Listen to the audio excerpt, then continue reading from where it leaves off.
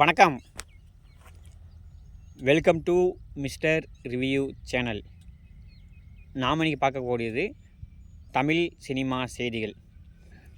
Tamil cinema செய்திகளை first news வந்து பார்த்துக்கிட்டா உங்களுக்கே தெரியும். இப்போ நம்ம பராசக்தி, இட்லி கடை மற்றும் நம்ம STR 49 இந்த எல்லா படமுமே வந்து பார்த்துக்கிட்டா ஒரே ப்ரொடக்ஷன் கம்பெனி டான் பிக்சர்ஸ் அவங்க தான் வந்து பார்த்துக்கிட்டா தயாரிக்கிறாங்க. இதில் வந்து பார்த்துக்கிட்டா லீடிங்கில் முன்னாடி இருக்கிறது பார்த்திங்கன்னா இட்லி கடை. ஏன்னா டேட்டு வந்து பார்த்துக்கிட்டா லாக் பண்ணிட்டாங்க. நாங்கள் இந்த டேட்டில் வர பண்ணிட்டு டேட் முதற்கொண்டு லாக் பண்ணிட்டாங்க. அப்படி இருக்கும்போது அந்த டான் பிக்சர்ஸ் தயார் பண்ணுறது வந்து பார்த்திங்கன்னா ஈடு போயிட்டுருக்குது. அந்த டான் பிக்சரோட ஓனர் வந்து பார்த்துக்கிட்டா தலைமுறை அப்படி ஆள் பண்ண அப்சண்ட். அதனால் இந்த படமெல்லாம் வெளியே வருமா அப்படிங்கிறது ஒரு மிகப்பெரிய கேள்விக்குறியாக இருக்குது. ஏன்னு காரணம்னா இட்லி கடை ஃபுல்லாக முடிஞ்சு போச்சு. அந்த படத்தை வந்து பார்த்தா அடுத்தடுத்து வேலைகள் ஆரம்பிக்கணும். பராசக்தி வந்து பார்த்துக்கிட்டா படம் ஆரம்பத்தில் வந்து பார்த்தா நல்லா போயிட்டு இருந்தாலும் இப்போ வந்து பார்த்தீங்கன்னா அப்படியே வந்து பார்த்தா மந்தமாக போயிட்டுருக்குது. அந்த படத்தோட நிலைமை என்ன ஆக போகுது அப்படிங்கிறது தெரியல. அதே மாதிரி STR 49 அந்த படமும் வந்து பார்த்துக்கிட்டா அண்டர் ப்ரொடக்ஷனில் இருக்கிறதுனால இந்த 3 படமும் வந்து பார்த்தா எப்போ எடுத்து என்ன பண்ண போகிறாங்க அப்படிங்கிறது ஒரு மிகப்பெரிய கேள்விக்குறியாக இருக்குது. இதில் பெரிய லாஸ் எதுக்குன்னா இட்லி கடைக்கு தான். ஏன்னா இட்லி கடை வந்து பார்த்துக்கிட்டா ஆல்மோஸ்ட் எல்லாம் முடிஞ்சதுனால அந்த படத்தை எப்படி ரிலீஸ் பண்ண போகிறாங்க அப்படிங்கிறது தெரியல. அதே மாதிரி பராசக்தி படமும் வந்து பார்த்துக்கிட்டா உங்களுக்கு அடுத்த வருஷம் பொங்கலுக்கு வந்து பார்த்தீங்கன்னா ரிலீஸுங்கிற மாதிரி ஒரு பிளானிங்கில் இருக்காங்க. அப்படி இருக்கிறப்ப படத்தை ஃபுல்லாக எடுத்து முடிக்கணும். ப்ரீ ப்ரமோஷன் இருக்குது, எல்லா வேலையும் இருக்குது. அப்படிங்கும்போது எல்லா வேலையும் முடித்து இந்த ED ரேட்லாம் வந்து பார்த்தா முடித்தாதான் அந்த படத்தை வந்து பார்த்தா முழுசாக எடுக்க முடியும். என்ன பண்ண போகிறாங்க அப்படிங்கிறது மிகப்பெரிய கேள்விக்குறி. இதை வந்து பார்த்தீங்கன்னா கூடிய சீக்கிரம் வந்து பார்த்துக்கிட்டா முடிவு கொண்டாந்தால் தான் நல்லாயிருக்கும். சப்போஸ் அப்படி இல்லைன்னா இந்த ED ரேட் முடிவு வரைக்கும் அந்த நிறுவனத்தில் வந்து பார்த்தா எந்த விதமான இதுவும் வராது அப்படிங்கிறது தான் நம்மளோட அடுத்த கட்ட பதிவு. அதே மாதிரி இப்போ STR வந்து பார்த்துக்கிட்டா தக்கலை ப்ரமோஷனில் இருக்கா. அப்படி ரொம்ப வந்து பார்த்தீங்கன்னா சுவாரஸ்யமாக படத்தான நியூஸ் வந்து பார்த்தா எல்லா பக்கமும் வந்து பார்த்துக்கிட்டா அதாவது தமிழ்நாடை தவிர்த்து அதர் ஸ்டேட்டுக்கு ஃபுல்லாக வந்து பார்த்துக்கிட்டா போயிட்டுருக்காங்க. அதர் ஸ்டேட் ஃபுல்லாக வந்து பார்த்துக்கிட்டா இறங்கி வந்து பார்த்துக்கிட்டா இந்த படத்துக்கான ஃபுல் ப்ரமோஷன் பண்ணிகிட்டு இருக்காங்க. இந்த படம் முடிஞ்ச உடனே அவரோட 49 அடுத்த படத்துக்கான இது வந்து பார்த்துக்கிட்டா ஆரம்பிக்க போகிறதா சொல்லியிருக்காங்க.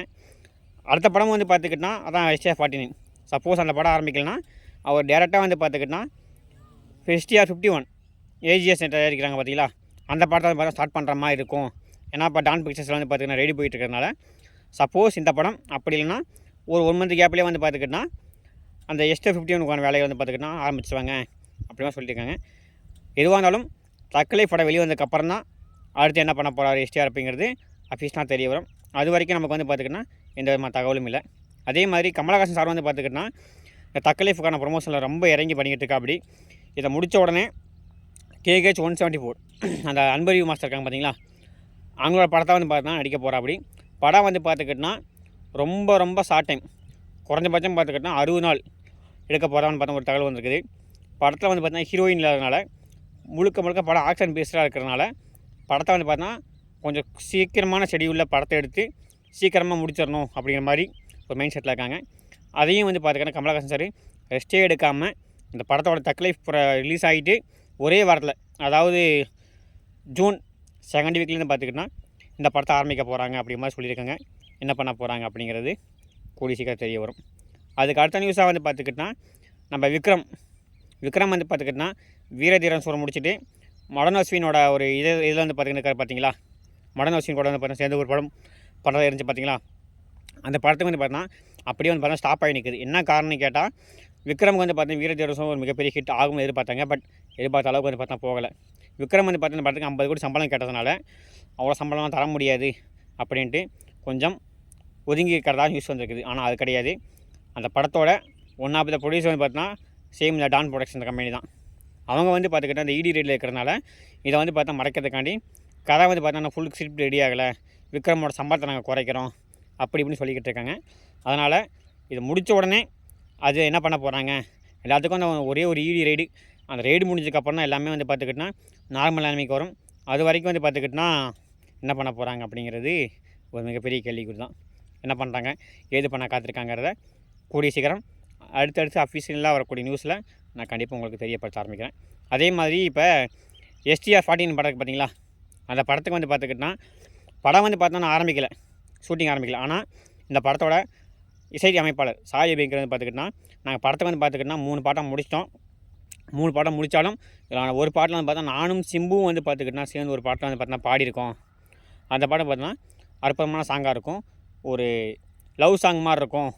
அந்த சாங் வந்து பார்த்தா அற்புதமாக இருக்குது. அதெல்லாம் வந்திருக்கு அப்படின்ட்டு ஒரு இல்லை தகவல் கொடுத்துருக்கா. அப்படி என்ன தான் வந்து பார்த்துக்கிட்டோன்னா அப்படி கொடுத்துருந்தாலும் படம் ஆரம்பித்து அதை முடிக்கணுங்களே, என்ன பண்ண போகிறாங்க அப்படிங்கிறது தெரியல. பட் ஆனால் அந்த படத்தை வந்து பார்த்துக்கிட்டோன்னா இந்த வருஷம் கிறிஸ்மஸ்க்குள்ளே வந்து பார்த்துக்கிட்டோன்னா எடுத்து முடிச்சிடணும். அதாவது கிறிஸ்மஸுக்கு படத்தை வந்து பார்த்தா வெளிக்கொண்டாடணும் மைண்ட் செட்டில் இருக்காங்க. ஆனால் அதுக்கு முதல்ல ஈடு முடியணும். முடிஞ்சால் தான் தெரியும் என்ன பண்ண போகிறாங்க அப்படிங்கிறது நமக்கு தெரிய வரும்.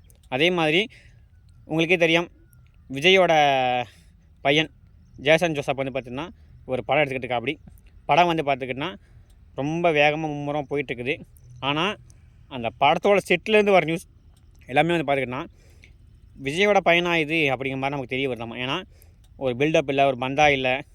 முக்கிய குறிப்பாக வந்து பார்த்துக்கிட்டோன்னா ப்ரொடக்ஷனில் என்ன கொடுக்குறாங்களோ அதான் சாப்பிட்டுருக்கு. அப்படி எனக்கு வந்து பார்த்துக்கிட்டோன்னா நான் மிகப்பெரிய ஹீரோட பையன், அதனால் எனக்கு வந்து பார்த்துக்கிட்டோன்னா இந்த ஹோட்டல்லேருந்து தலைக்கறி, இந்த ஹோட்டலேருந்து பார்த்தா மீன் குழம்பு, இந்த ஹோட்டலேருந்து பார்த்துக்கிட்டோன்னா ஆட்டுக்கால் பாயா, இந்த ஹோட்டலேருந்து பார்த்தா நண்டு குழம்பு அப்படிங்கிறது எதுவுமே இல்லாமல் ப்ரொடக்ஷனில் எல்லாத்துக்கும் என்ன தராங்களோ அதே தான் எனக்கு. அதே மாதிரி scene by scene, step by step வந்து பார்த்தா எல்லாமே எழுதி வச்சுருக்கா. அப்படியாமா இந்த சீன் இந்த மட்டும் எடுத்தால் போதும், இதுக்கு மேலே ஒரு துளி அழகாக அதிகமாக வேணாம், இதுக்கு மேலே கம்மியாக வேணாம் அப்படின்ட்டு ஸ்டெப் பை ஸ்டெப்பாக வந்து பார்த்தீங்கன்னா எல்லாத்தையும் தெளிவாக எடுத்து வச்சுக்கிறதுனால அவரோட மேக்கிங் வந்து பார்த்தீங்கன்னா அற்புதமாக இருக்குது. படம் வந்து பார்த்துக்கிட்டோன்னா சொன்ன நேரத்தில் வரும்.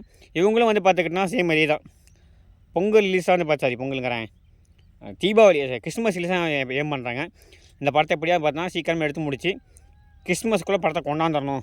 கிறிஸ்மஸுக்கு படத்தை கொண்டாந்துட்டு அடுத்தடுத்து வந்து பார்த்தா அடுத்த படம் என்ன பண்ண போகலாம், இந்த படத்தை வெற்றியை பார்த்துட்டு அடுத்த படம் ஒரு மிகப்பெரிய ஹீரோ கூட பண்ணலாம் அப்படிங்கிற மாதிரி ஒரு ஐடியாவில் இருக்கார் நம்ம விஜயோட பையன்.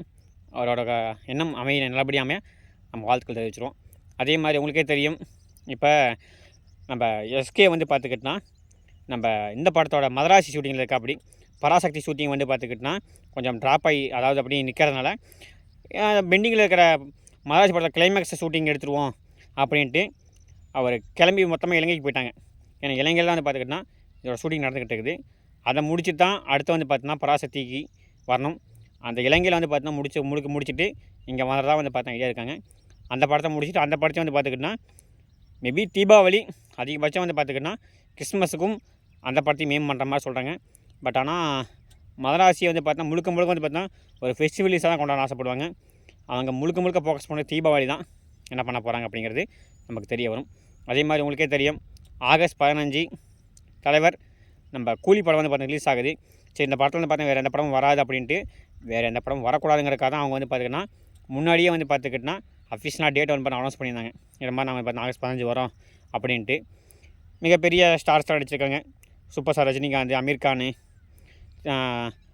தெலுங்குலேருந்து ஒருத்தர், கன்னட மலையாளத்துலேருந்து ஒருத்தர் நிறைய பேர் எடுத்து போட்டிருந்தாலும் படம் வராது, வேறு என்ன படம் பெரிய படம் வராது அப்படின்னு தான் வரட்டுனாங்க. ஆனால் நம்ம ஜூனியர் என்டிஆர் ரித்திக் ரோஷன் நடிச்சிட்டு இருக்காங்க பார்த்தீங்களா, வார் 2, அந்த படமும் வந்து பார்த்துக்கிட்டோன்னா நாங்கள் ஆகஸ்ட் 15 தான் வரோம் அப்படின்ட்டு ட்ரெய்லர் விட்டு ட்ரெய்லர் கன்ஃபார்ம் பண்ணியிருக்காங்க. ட்ரெய்லர் வந்து பார்த்தா அந்தளவுக்கு வந்து பார்த்தா பெரிய இம்பாக்ட் க்ரியேட் பண்ணியிருக்கு அப்படின்னா 40% தான் இம்பாக்ட் பண்ணியிருக்கு. தமிழில் அந்த படத்தை வந்து பார்த்தா பெரிய எதிர்பார்ப்பு இல்லைனாலும் தெலுங்கு, ஹிந்தி அந்த பக்கம்லாம் பார்த்தோன்னா கொஞ்சம் எதிர்பார்ப்புகள் இருக்குது. ஏன்னா மொதல் பாட்டு வந்து பார்த்தா கொடுத்த இம்பாக்ட் அப்படி. அதனால் அந்த படத்துக்கு வந்து பார்த்தா ஒரு மிகப்பெரிய எதிர்பார்ப்பு இருக்குது. தமிழ் பக்கம் இல்லைனாலும் அங்கே எதிர்பார்ப்பு இருக்குது. என்ன பண்ண போகிறாங்க அப்படிங்கிறது தெரியல. படத்துக்குள்ள இதையும் தாண்டி நம்ம லோகேஷ் கனகராஜ் உள்ளே ஏதாச்சும் வந்து பார்த்தா ஸ்பெஷல் ட்ரீட்மெண்ட் பண்ணியிருந்தாருன்னா கண்டிப்பாக வந்து பார்த்துக்கிட்டோன்னா படம் மிகப்பெரிய வெற்றி அடைங்கிற எந்த மாற்று கருத்தும் கிடையாது. அதே மாதிரி கூலி படத்தை வந்து பார்த்துக்கிட்டோன்னா ஒரு அஃபிஷியல் நியூஸ் கிடச்சிருக்குது. இது கடைசி நியூஸாக வச்சுக்க நம்ம செய்தியில் அமீர் கான் வரக்கூடிய ஒரு 10 நிமிஷம் நியூஸ் வந்து 10 நிமிஷம் ஷார்ட் வருமா. அது வந்து பார்த்தோன்னா நம்ம ரோலக்ஸ் எப்படி வந்து பார்த்தா மிகப்பெரிய இம்பாக்ட் கிரியேட் பண்ணிச்சோ அதே மாதிரி இருக்கும் அப்படின்னு சொல்லியிருக்காங்க. ரோலக்ஸுக்கு மாதிரி ரோலக்ஸ்க்கு இணையான ரோலாக தான் அமீர் கான் நடிச்சிருக்கா. அப்படி அடுத்த ரோலக்ஸாக கூட இருக்க வாய்ப்பு உண்டு அப்படிங்கிற மாதிரி வந்து பார்த்தீங்கன்னா நம்ம தகவல் அட்டாகலாம் பண்ண நியூஸ் வந்துருக்குது. அது எந்தளவுக்கு வருதுங்கிறது தெரியல, பார்ப்போம், படம் தான் தெரிஞ்சிடும்ல. இதே மாதிரி உங்களுக்கு தமிழ் சினிமா சம்மந்தப்பட்ட செய்திகள் மற்றும் தமிழ் பழைய புதிய படங்கள் ரிவ்யூ வேணும்னா நம்ம சேனல் சப்ஸ்கிரைப் பண்ணிங்க. சப்ஸ்கிரைப் பண்ணால் மட்டும் பார்த்தாது, அனைவரும் முழு வீடியோ பாருங்கள். நீங்கள் அளிக்கக்கூடிய கமெண்டு, லைக்கு, சப்ஸ்கிரைப்பு தான் எனக்கு வந்து பார்த்தா மிகப்பெரிய உதவி அளிக்கும். அதனால் அனைவரும் மறக்காமல் நம்ம சேனலை சப்ஸ்கிரைப் பண்ணிவிட்டு முழு வீடியோ பாருங்கள். மீண்டும் ஒரு திரை விமர்சனம் அல்லது தமிழ் சினிமா செய்திகளில் சந்திப்போம். அதுவரை நன்றி, வணக்கம். தேங்க்யூ.